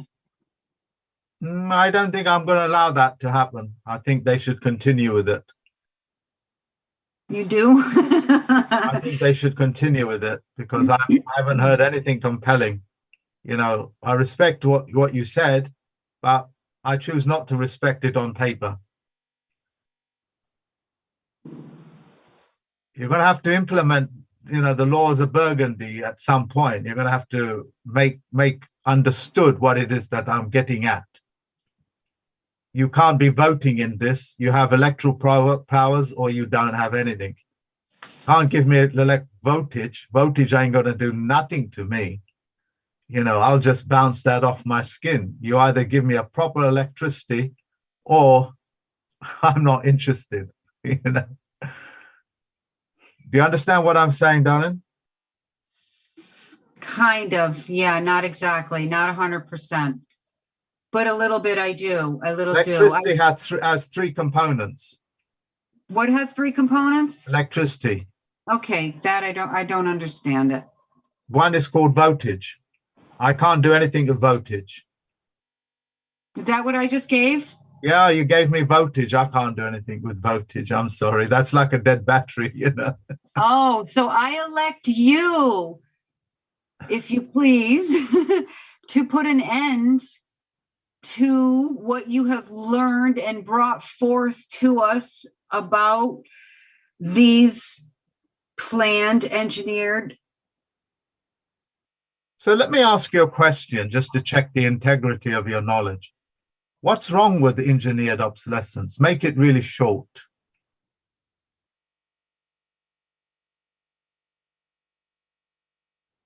It's designed to control things. Yeah, I take that. That's fine. I'm okay with control. Is it sort of like social engineering? Is it kind of like that? It's You're the same asking me thing? a question now, so you have to make I tell you what, I'll help you out. Let somebody else go, 2-3 people. You'll have enough knowledge by then to have your own words. So in this sense, you would pass for later voice. Yeah. So you just pass it down the table, let somebody else speak, and then you come back to it. Okay. Yeah. I pass. Yep. And you can come back to it. That's also part of the council. You have the ability to say, I'll speak later. Thank you. Yep. The lady's got her hands up. If you can switch off your mic, darling. Hi, Mark. This is Jenya from Canada. I commissioned Mark Keyshawn Christopher to end engineered obsolescence. It is causing me harm. My car has been recalled. My vehicle's been recalled. It's causing me harm. I'll be without any vehicle soon because of the recall. That's not the only thing that's happened, but I believe that engineered obsolescence is something that we need to get away from because people have to buy new things all the time, which is causing us harm and costing us money. How is it causing you our hard-earned money? How is it causing you harm? Well, I have to work for my money. I have to work to be able to afford a new item each time something becomes obsolescence. And that's causing me to be a slave to my government and a slave to these corporations. And I'm not a slave. I'm a woman. I'm not a slave. And I believe slavery has been what they said, that slavery is illegal or unlawful. And I believe I don't need to be a slave anymore. And I, as a woman, don't want to be a slave. And I'm asking that I would like to commission you to end engineered obsolescence so that we don't have to keep being slaves to these corporations. Okay, so I've heard you. I'm still not convinced. You know, I really do need a compelling reason. It has to be very compelling. At the moment, it sounds like a personal issue, if you know what I mean. You know, so you guys need to have a greater voice. So one of you step up and give me a really compelling reason why it should be here or should not be here. And don't forget, you are also biologically engineered to expire. Okay, so. If I may, Mark? Yeah, sure. Thank you. So the one thing, I'll name a few things, but the main thing for me is that if you're a company and you're selling products, you are selling these products based on the quality and the longevity that these products have and why we should get your product instead of the product of a competitor. But if you're selling us these products based on a presentation that your product has greater quality, yet you're engineering failure into the products, that, in my perspective, is a form of fraud. And fraud is something that we cannot allow to happen. And so that the fraud, of course, we know it vacates contract, and there's also no time. There's no statute of limitations on fraud. So whether you made this product anytime recently, or long in the past, if you engineered failure Tell me tell me what the fraud is. The fraud is you're selling me this product and claiming great quality, yet you're engineering failure into the quality. That's the fraud. Okay, so that's done overtly or covertly? It could be both. So let me just rephrase it. Okay. So you've made a good objection. You need to just close it. Is that they told you all the nice, wonderful features, yeah, and they've told you what the components are. But are you saying to me that they failed to tell you one of the additional features is engineered obsolescence? They did fail to tell me that, and I would not have purchased these products from this company had I known that they designed failure into the quality of the unit. So how would you know that they've engineered failure into a particular product? Well, that's a great question. And for that, I may not have the engineering or the forensic background to be able to identify that. Okay, so let me just ask you a basic question. Okay. Do you have a pen with you? Yes. You just gave me an answer. The moral of the story of Burgundy is that learn to ask questions. Copy that. Okay. So you would write a letter to them saying, what parts of this product, whatever it is, does any of these things have engineered obsolescence? If so, tell me what they are. Yeah, and give them a certain time to reply. If not, I want my money back because you've agreed it's got engineered obsolescence and I did not buy obsolescence as a feature. If you would have told me, I wouldn't have bought it. So you've started off and you got to 80% of it. Just that 20% comes with experience, Oh, yeah. It's just asking. And that's what I do. I just ask them, Right. And so what you said as far as writing them, also as I write and ask them which pieces may have this engineered obsolescence, hold them under the penalty of perjury in their response. That's correct, yes. Got you. Correct. Thank you. Yeah. So it's starting to warm up now. Yeah. So he's figured out, Jonathan, that, what the mechanisms are. And now he's given more, which is the penalty of perjury, which is a very powerful word you put them under. Yeah, penalty of perjury. Yep. I've witnessed things that you folks would not even believe when you actually go and meet these people, especially these government officials. Get off your plane, they will jump on a table. They'll jump onto a box. They'll sit on their chairs with their feet up. And this is the minister that you see on television. Yeah, because he cannot get caught on a level playing field lying. That means he'll lose his head. Yeah, I'm sure I'm not being figurative in that sense. There are death penalties. There are consequences for them getting caught lying. Yeah, you'll never see a court actually on a level playing field. The fiction courts, they're all out of the well of the court. You'll see this time and time again. Okay.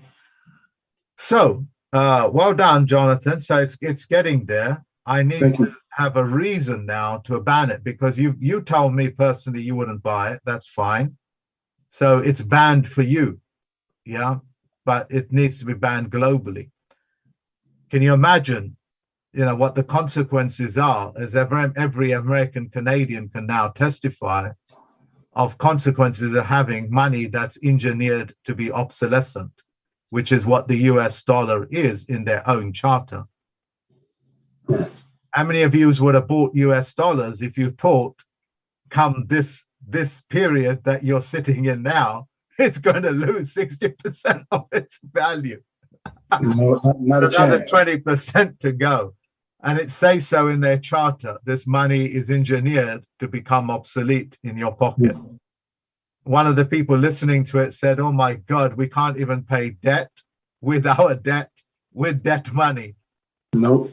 And that's how they steal your houses. And that's what they're after, your lands. Yeah, the land is also you. So you get the significance of this, yeah? So you have Bitcoin that has no engineered obsolescence, and people are buying into it. Previously, gold and silver did not have any engineered obsolescence into it, so they bought into it. You can drop a kilo of gold into seawater and come back 50 years, 500 years later and pick it up, and it would not erode. Yeah, it's that sort of stuff. So engineered obsolescence has incredible consequences to your own pockets, your own well-being, your ability to exchange money in trust, and so on and so forth. The trust is broken. The trust has become obsolete. The dollar, it says, in God we trust. Mm-hmm. They're basically saying the trust is in the trust in God will become obsolete, because the money was created by God. That's what they're saying. And we're going to make this God obsolete. I mean, people listening to that, we should essentially have a shockwave go through their system. Yeah. So that's that. So somebody else step up, please. Somebody's got their hand up. Carl, I keep reading as Yeah, Carrie. it's me. Carrie. So, Kari. Yeah. Okay, Carrie. Anyway, I wanted to say that this is generally a huge waste, because every time you have to, like phones and cars, you have to so much build components that we would not need to build if they are made to last. And that's the way we would not need to waste our energy for recycling those bad components. And then we don't need to waste engineers' time for engineering this obsolescence. They could be engineering something that benefit everybody. So I want to ban this, because it's totally waste of time and energy and materials and all kinds of things that way. It doesn't make any sense to anybody who understands anything about making products or anything. It only makes sense to those who is benefiting, gaining money from that useless work. One of the arguments is that this is the economy. It makes. Take your microphone away from your breath, please. Thank you. One of the arguments is that it's good for the economy. It gives jobs and stuff. Well, that's a good thing, isn't it? Yeah, but the same jobs could be put in something good. Like the same engineer who is engineering that obsolescence could be actually engineering something to improve the next product. Or the people who is recycling those things in the recycle centers, they could be going to plant trees or whatever that makes something like improve something. So are you saying that, I don't think it's actually going to make anybody have a work. So are you we would saying, probably have absolutely would have something better for them to do. so are you saying that doing something beneficial is just as job productive and job creation as engineered obsolescence is? I think it's even better for creating works when people do something beneficial. They get new ideas more than just inventing the wheel again and again and again. There is no new ideas in that. I think I understand what you're saying. Okay, next one, please. Okay, so as far as I know, from was it HR 192, there being no gold. We've been dealing with that since I believe 1933. I know there was something before that in 1871. But if we're sitting up and we're dealing with something like that, and we keep talking about the wheel being re-engineered, how much more sweat equity do the people need to put in to benefit themselves? Because as of right now, they're not reaping any benefit because there is no gold. There's gold and silver, but it hasn't. We were never given full disclosure, and we haven't consented to the plight that we're going through as far as being economic slaves.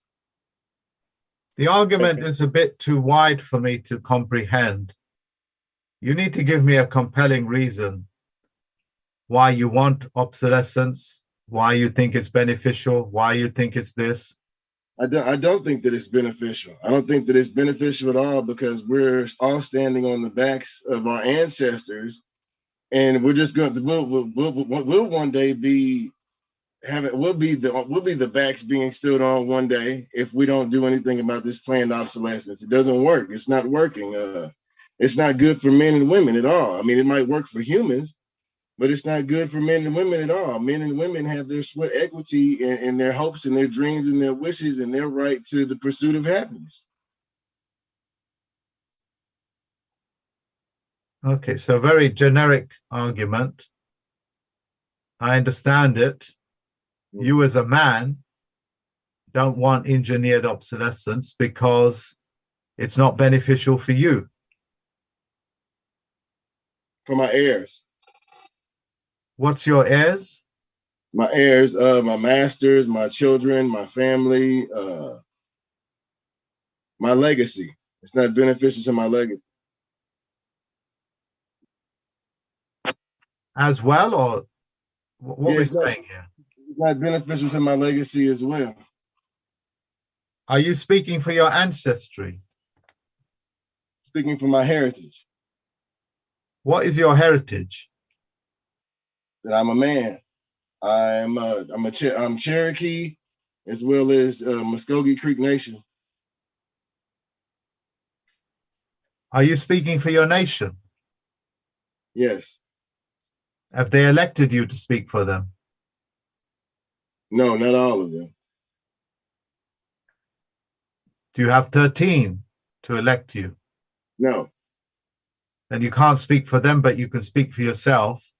Understood. You can speak generically about why it does not benefit mankind or humankind. Obviously, it benefits humankind because they do very good out of it, don't they? So, so you can go that way, but you cannot speak for anybody else that did not ask you to speak for them. Understood. Yeah, so you got to keep it tight. So I can come back to you in a few minutes. The lady with the blonde hair, which I keep mispronouncing the name of. Would you like to come back and say something? It's Genya. It sounds like Virginia, just Genya. No, I think it's the lady who spelled Oh, Lorena. Yeah, Okay, Lorena. I'll go. Hi. Yeah, I get it. I get it a little bit more. I'm just not sure how to express it. I remember you mentioned about we don't need to recreate the wheel, and that the technology, they're doing it for the purposes of continuing technology. I think that's what I heard you say. And we don't need to, everything that we need, we already have. We don't need to keep it trying to advance, and updating our phones and changing our phones every single year and confuse us, and we have to learn something new. It's just not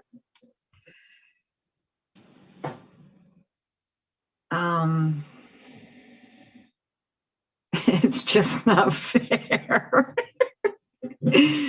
I'm not sure how to say it. Perhaps it will come back later. But look, let me just put this to you. Women spend a large percentage of their money looking good, either for society, for themselves, or for men. What's wrong with that? And a cell phone is a good addition to that, like a handbag.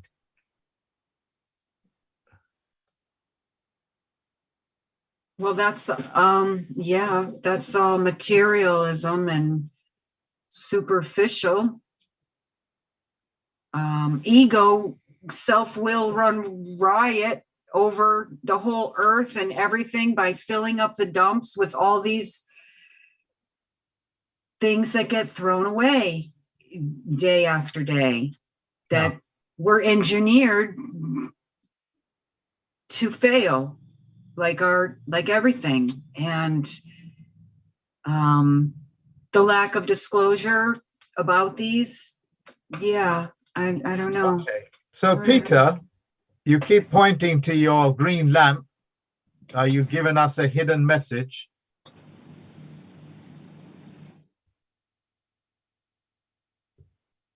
Peter? You keep turning your cell phone into your bookshelf where there is a banking lamp. You may not even know the symbolisms of that. That must be a reflection that there's no green lamp.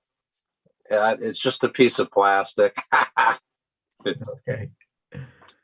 Whenever a politician shows you a green lamp, he's practicing banking.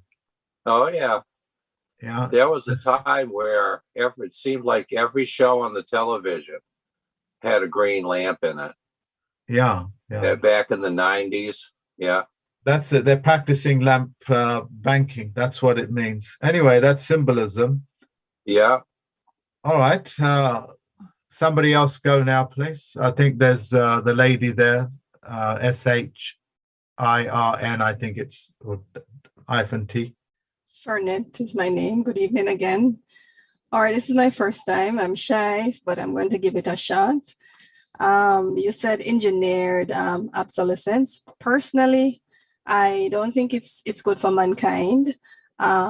There is no proper disclosure, and as a result of that, it can create hardship in the future if you're not mentally prepared to deal with the consequences that may occur. And number two, because the material it expired, then there's going to have to be some method of disposal, and that can affect the environment as well. So some environmental implications may occur as well that can, affect our health overall. Yeah, well, thank you very much. Thank you. Yeah, so that's a compelling argument that it's detrimental in terms of mining. It's detrimental in terms of disposing from the beginning to the end, and then the cycle takes place again. Okay, so she's made that argument, and that's fine. I think Jonathan made the best argument is that he was never told. He was never told. It's like, just think about it, yeah? You have in today's society, make it really personal is what I'm saying, make it really heartfelt so you feel it in the pit of your stomach. You see, I meet somebody and I decide to get married to her. And today's technology is so good, she turns out to be a he. Yeah, she did not tell me that she was a he. Yeah. You understand where I'm going to in terms of obsolescence? We have technology these days where a man or a woman can decide to make their sex obsolete and engineer themselves out of it, outwardly, not internally, but outwardly. And they can reverse it back, or they can become androgynuses. Androgynuses where they have decided to have, through engineered, a male organ as well as a female. And there are many movie stars that have that, including that singer that died recently, David Bowie. He opted to be female genitalia and have a male genitalia at the same time. And the woman that he was married to, you don't know if that was a he or a she. You simply don't know. And plus you've got clones, which are also engineered to become obsolete. The consequences to this is far-reaching. It's way bigger than you thought it was. You thought it was just in your cell phones or your pens. It's not. It's actually engineered biologically as well nowadays. Yeah, as it is said, human, so very bloody human. Yeah, there are so many, if not most of your female actors and actresses are actually males. They've been using that tradition for 500-600 years since Shakespeare. And the reason why that is, and I'm going into it a lot more than I should perhaps, is because your conscious mind perceives a man as dressed up as a woman. You see it as a woman. So if it's a very famous actress, and I don't want to name them because they choose to hide it, so I respect that. Say it's a famous A-star, A-lister, and that's a woman. More often than not, that will be a man. When I look at her on a screen, I want to kiss and cuddle her. But that's the plain fact of it. It's so convincing to the conscious mind. Yeah. But to the subconscious mind, which reaches the higher faculties, which has greater faculties, reach of great faculties, can see that is a man. So let me explain that to you. One part of your brain knows that it's a man. Another part of the brain wants to have sex with her. You now get a split. Your left brain cannot agree with your right brain. They're now in split. They've split. So they can never agree upon something. That's a very powerful tool. to get you split in two, to even convince your children perhaps they should have a sex change, because they can make that decision at the age of 14, and there's nothing you can do about it. It's gone way beyond what you thought it was. You guys understand what I'm saying to you? Yeah, humans have no limit to what they are capable of doing because they are empty inside. What we take for granted, they do not have. We just take it for granted that they are full and they feel loved and understood. No, their world is a different world, and their job is to convert you into their world. Yeah, and you can never convert them into men and women because they were never men and women. All right, just look it up, androgynuses. You'll get a whole list of who they are, and you'll go, yeah. I got a bit of a shock because one of my favorite singers, who I thought was really sexy and everything, my era, was Grace Jones. Yeah, beautiful, beautiful body, everything. Yeah, Grace Jones does the best songs. Move up to my bumper, baby, all that sort of stuff. Yeah, and I'm looking at her and I'm doing some research on her because I like her and I like to read up on people, just like Kylie Minogue. I like to read up on Kylie Minogue because I like her as a songstress and, as a performer. So I'm looking up Grace Jones, keeps coming up as, androgynous. It keeps coming up. And so what is this androgynous thing? Let's look it up. Oh, that's a man. Oh, I see. So those movie stars that go out with her know that that's an androgynous, woman, as it were. That's how they play the game. That's how they engineer you to accept, sleeping with a man without you knowing. Because to them, that's the best con job you can have. And I actually know people where they've infiltrated their organizations with these androgynuses and these sex changes people. Yeah. You see, when you have that engineered obsolescence, it's a semi-quasi world. Your subconscious, unconscious mind does this. It goes into trance state. It's seeing man, it's seeing woman, it's seeing man, it's seeing woman. It gets very confused. And at this state, you can make no decision. And that's the objective, is to put you into that phantom zone. In hypnosis, we call it trance state. When it's permanently in trance state, we call it phantom zone. And that is what most of humanity is. 99% of the Indian people in India, they're living in that trance world because of Bollywood. Same in Hong Kong, same in China, same in Africa. The witch doctors in Africa and India and all these countries play this same game again and again. And the making of men into women and women into men is a surgery that's been performed for up to 1,000 years, as I can trace it back. That's cutting away their flesh, no anesthesia, no nothing. Yeah, in those days, that's how old this technology is. Obsolescence, my friend, is a lot more than you think. So I'm telling you these things because my objective as a plenipotentiary judge is to be able to open your eyes. So far, this wavering called phantom zone becomes lesser. Yeah, and you see it for what it is. And you just kind of push it out of the way. Yeah.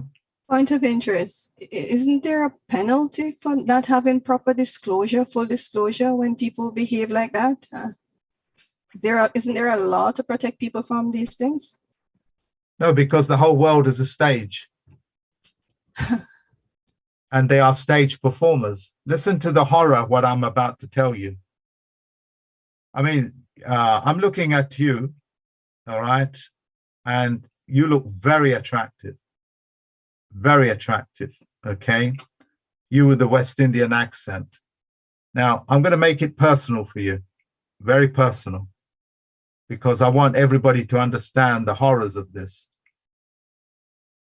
You're about to go into hospital to have surgery. What's the name of that place called where they're going to take you in?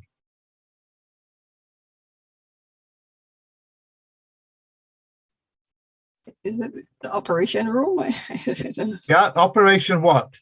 Operating theater. Theater?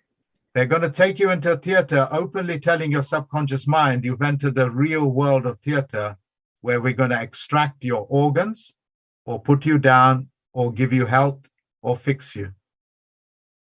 They're even going to announce if you go in for plastic surgery, we're going to pump industrial silicon into your breasts, industrial silicon, which I would use on my DIY into your breast to make you look prettier. They will say to you, if you can have your lips more pouty to make it look more orgasmic to men, because men love orgasmic look, you know, because they like that, because when a woman looks orgasmic, she looks very sexually appealing, ready to mate, that sort of stuff, you know, primordial stuff. But the thing that they inject you with, that's called Botox. Botox is 2 words. Toxicity is 1. And you can imagine what the second word is, which is the prefix. You see, they've told your subconscious mind, okay, but they've successfully hidden the truth from your conscious mind. So your conscious mind, your spirit, walks you right into that theater where you can lose your life. Yeah. And your conscious mind is just in a glaze. It's in a hypnotic state. That's why the Pope occasionally takes out an ad, say, wake up. Doing his best is standing in honor, called a social contract, to say you are asleep. It's time to wake up. And that's called trance state. Yeah, that's what it does. If I was to put a mind probe, this is what it will look like. Push and pull. It is it not? Am I here? Am I not? Good and bad, you know, all this kind of nonsense. That's the power of engineered obsolescence, and it's written into your language as well. One word becomes obsolete. It changes. Quite literally, morphosis. You look up the words now, just in the last 2 weeks, they've changed. And people don't know it. Yeah. Words are obsolete. You are obsolete. All of these things are obsolete. So I'm not just talking about manufacturing. David Wayman stopped the obsolescence of words by creating that technology.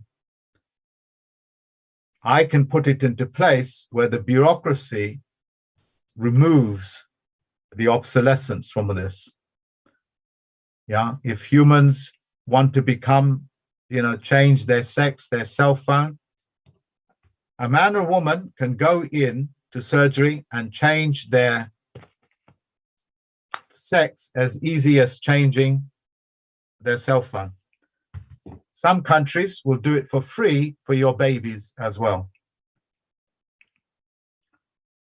Okay, and there are sports people out there that are actually men that were born men but had the sex change to go into those games and compete with women. And they're not just transsexuals. They actually change their sex only outwardly. Yeah, and there are so many of them. Will Smith even played both of the father to them. Yeah, and I don't want to mention the name because I'll respect their decision to keep it. And they may not know. And they may not know because it might have been done to them very, very young. and that can easily cause trauma, because the medical records will say, do not share this with the patient. So if one of you has had a sex change and you didn't know about it as a baby, it will say on that record to the doctor that you're speaking, do not disclose that this man was born a girl. Do you know what it will do to that man or a girl, not knowing? Inwardly, she is a woman, wanting to have a baby, wanting to be, loved by a man. But outwardly, she's not, because she believes that she is a man. Engineered obsolescence is now taking on a whole different tone, a whole different world. We've entered the world of a horror story. And that's what I want to bring to a stop. I'm sorry to freak you people out on the real horrors of how this world works, but fiction begets fiction. Okay?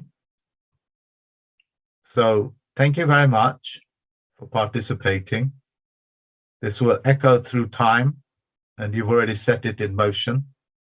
There will be other presentations like this, especially a discussion that I had with some of my friends, which was recorded, which will also be released on YouTube, as this is, to let people know engineered obsolescence is not just about your car breaking down in time.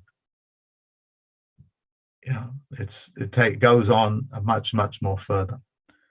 And I want to make it very clear, the world of fiction, its sole job is to convert you into that world, because you are an obstacle to them. Just look outside and you decide how many men and women have decided and converted to becoming humans. And they don't even know what human means. Yeah, so just think about it. The world's population at the moment stands at what, 6 billion? 5 billion, 4 billion, I don't know. 99% of them are the very things that you are saying you should not exist as. You guys understand what I'm saying to you? Yeah, look up Brazil, what they do in surgery and stuff. You can take your baby in and have it altered. No questions will be asked, passports will be issued, born as a man, born as a woman when they weren't. Okay, so this is why I've been entrusted to do what I do, because it appears I'm the only one that is able to do it. And I gather the forces by educating people all over the world. Okay. Thank you very much, folks.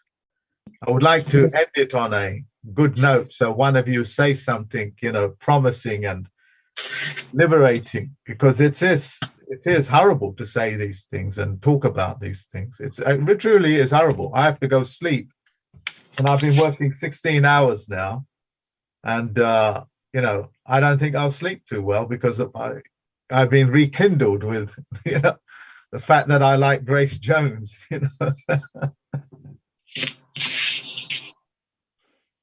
Somebody say something nice and finish it off. It would be good to hear a woman's voice and a man's voice. A lie nullifies all agreements.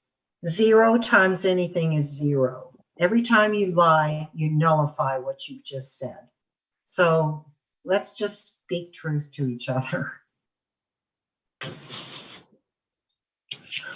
Yeah, Mark? no matter how bad this seems now, it will be better in the future. We will prevail. Thank you, Mark. Mark, in your last video, you said we got to help drive the nail in the coffin.